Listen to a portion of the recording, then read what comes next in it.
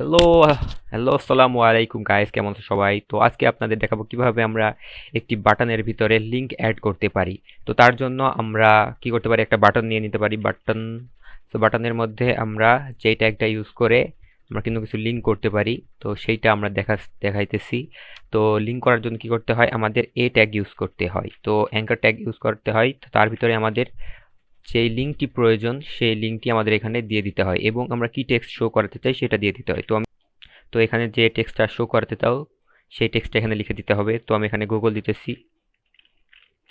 So গুগলের link আমরা এখান থেকে নিয়ে আসতেছি। সো আমাদের link copy link address. So এখান থেকে আমরা যে গুগলের লিঙ্ক পেয়েছি এখানে এই স্টেপের মধ্যে আমরা সেই লিঙ্কটা এখানে দিয়ে দিব। সো আমাদের এত বড় লিঙ্কের প্রয়োজন নাই, সো আমরা গুগল পর্যন্ত রাখতেছি। সো আমরা লিঙ্ক দিয়ে দিলাম। এখন যদি আমরা এখানে ক্লিক করি, তো এখানে দেখতে পাচ্ছি আমরা গুগলে চলে আসলাম। সো ভিডিওটি যদি ভালো লেগে থাকে অবশ্যই লাইক, কমেন্ট এবং শেয়ার করবেন এবং চ্যানেলটি সাবস্ক্রাইব করে দিবেন। সো ধন্যবাদ।